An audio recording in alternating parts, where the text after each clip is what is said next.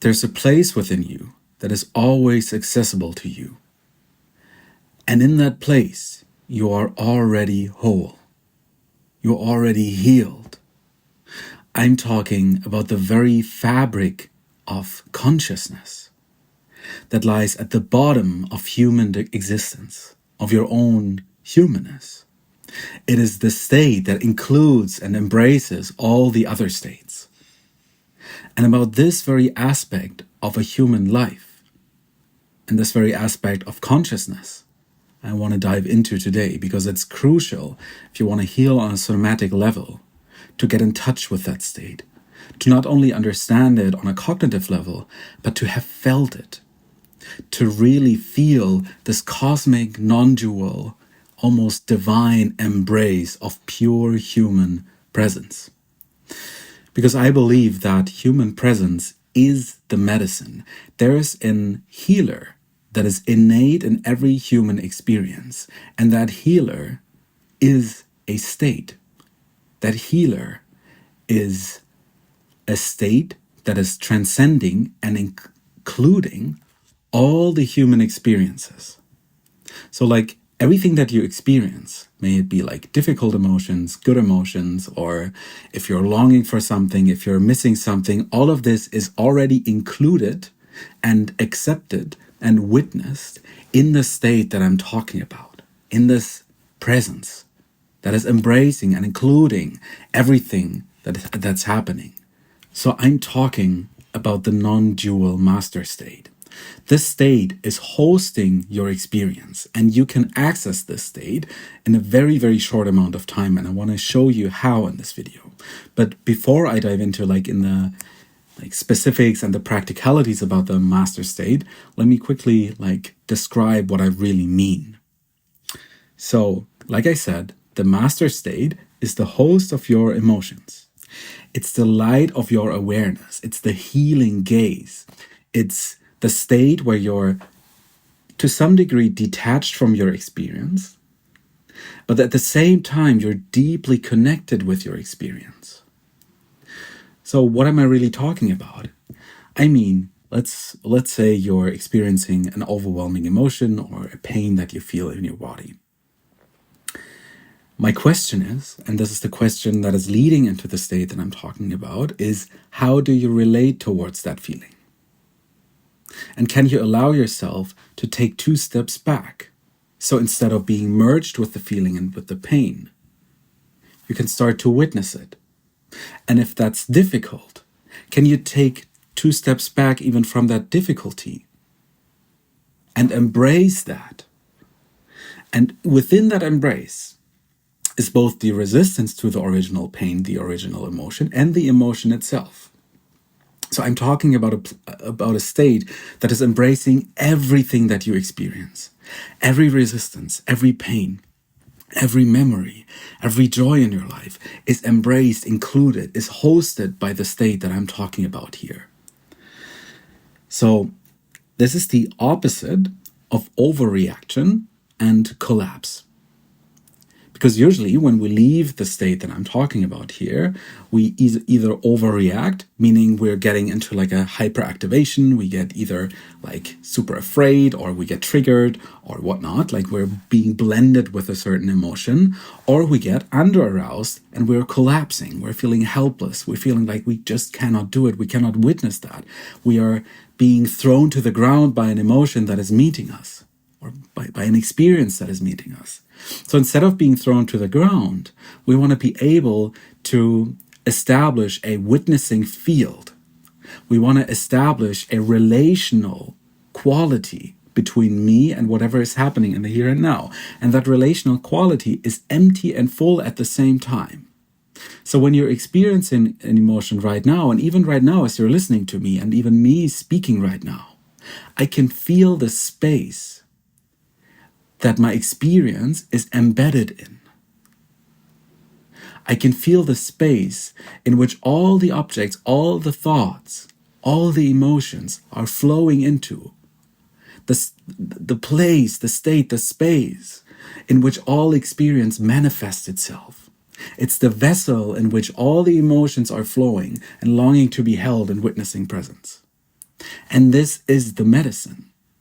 Because illness, especially like stress, most of the somatic illness, and possibly also like the pain that you experience if you're watching right now, are a result of like clenching onto something, holding onto something, being blended with an emotion.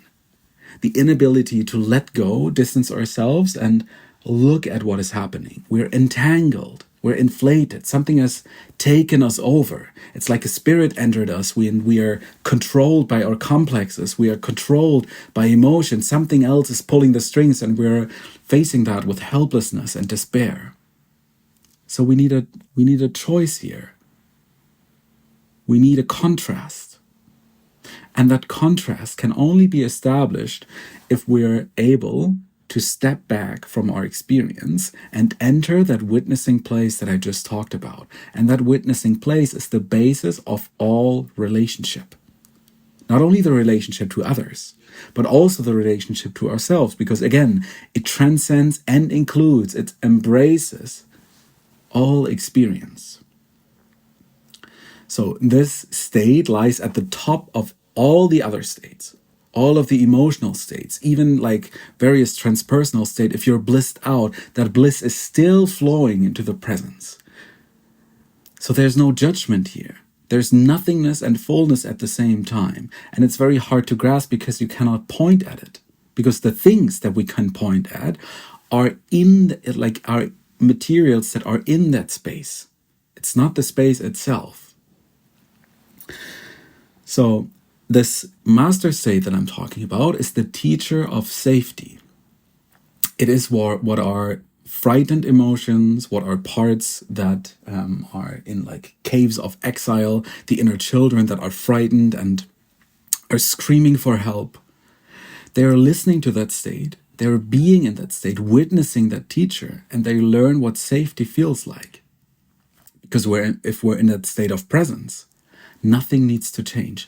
And most of the trauma that we experience are connected with the belief that we either need to run away, that we're not good the way we are, we need to find, and all of that means something needs to be different than it already is because what is here is unsafe. So I have to alter it to establish a feeling of safety within me. That is the racing thoughts, that it's a tension in our body that is guarding us against something that happened in the past but may not be here in the present moment. And how can we teach our nervous system? How can we teach our parts that we're safe? It's through entering that space of presence. It's through establishing a warm, emotional, open relation to what is here, to the parts that are showing and being frightened, and teach them what safety feels like, what it means to not run away, what it means to not fight, what it means to really be okay at the core of their humanness, that they are human, that they are part of the life force, that they are also an expression of life. And this is all flowing into the space that I'm talking about here. So, it is the final stage of embodiment because it includes all the other stages.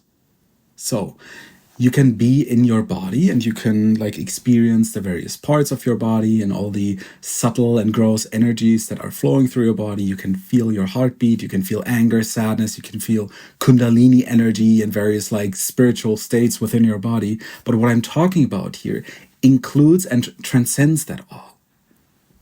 It is bigger. It's not different than all of the states that I just talked about. It's just bigger and it's embracing that and including that. So that also means that your wounds, that your pain, that everything that you experience in your life, all these memories, all the suffering that you experience in the here and now, is also already embedded in the space that I'm speaking about. It's just a matter of, can we allow ourselves to step into that space? Do we have the right tools and the knowledge and also the experience to detach ourselves from the states that we're in, from our pain, and look at it with a warm and loving gaze? because these wounds have been created in moments where the love was absent, where the relational space was not filled with warmth and presence, but was filled with hatred, anger, resistance, and rejection. So we want to reverse that, and we want to give these parts the chance, the wounds the chance to finally heal. It's like the wound has no longer, there's no need to stay open. It's like the wound can relax.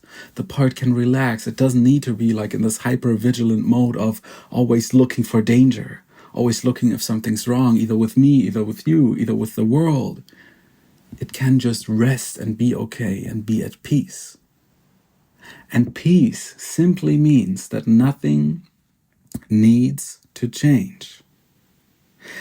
And even the parts in us that desperately believe and holding on to that belief that we need to change, that we just cannot accept whatever is here, we want to even include that in our embrace. We want to even let even that flow into the space of presence. We want to even be open towards that. The state that I'm talking about now is unconditional. It is always accessible, always available, and it is independent from the contents of the space because it includes everything. It includes hatred. It includes disgust, sexuality. All of the things that we are repressing within us are included in that space. It's an all-welcoming, ever-present, infinite space in which everything has permission to flow. And thus, all the parts in you that are usually unacceptable and deemed as bad from society and from the belief that you've learned finally get permission to express themselves. And this is why this is so powerful. This is the ultimate embodied somatic permission slip. Everything is allowed, even the tension, even the inner critic, even the resistance towards the inner critic. Why? Because you're entering a sort of watchtower. You're entering a bird's eye view that can look at the things from a healthy distance and simultaneously build a relationship of closeness, of curiosity, of courage, of compassion towards whatever is happening. It's the here and now. If you're listening right now, I'm talking about the space in which my voice flows when you're listening. My voice comes out of the speakers of your phone or of your laptop, and it's entering a space. And it's the space like that is behind the things that you're seeing and that you're hearing. And that space is also like real within your consciousness. There's a place within you, in your consciousness, in your internal system, where you're already whole, where all of your experience flows into, and you can access that. And the degree to which you're able to access that is the degree to which you're able to let healing flow into your system. Because healing usually happens through relating. There's the same thing. I can only heal what I can relate to. If there's no relationship, I cannot heal it. Because the traumas that we experienced happened in relationship and can only be healed through relationship. And the cosmic embrace that I'm talking about here is the ultimate relationship. It's relating to everything. It's allowing everything in. So it's unconditional witnessing presence, and this is the medicine. So let me take a look at my notes here and see if there's anything left. Yes, there's a purity in the relationship when you enter this space. Because usually the relational space, for example, between you and me when you're listening now, is filled with either positive or negative projections, for example, is filled with various thoughts, with like movements. Do you retract from myself? Do you like lean into the connection with me? But in the space that I'm in right now, I'm in right now, and also the space that I'm talking about, there is, it's not like it's colorless. It's more like it includes all the various colors of relation. It's very pure. It's pristine. It's like the diamond that you can like see through. But once the light of consciousness is like falling onto that light, is projected onto that diamond, the various colors, like all the colors in the universe, are being projected outwards. And this is the same for this state. It's the diamond that includes all the colors, all the emotional color palettes. And once your consciousness is directed onto that state, everything can happen and everything can heal, because only the things that we allow to happen can heal. And what do I mean by healing, actually? Because this is such an overused term. With healing, I simply mean becoming whole.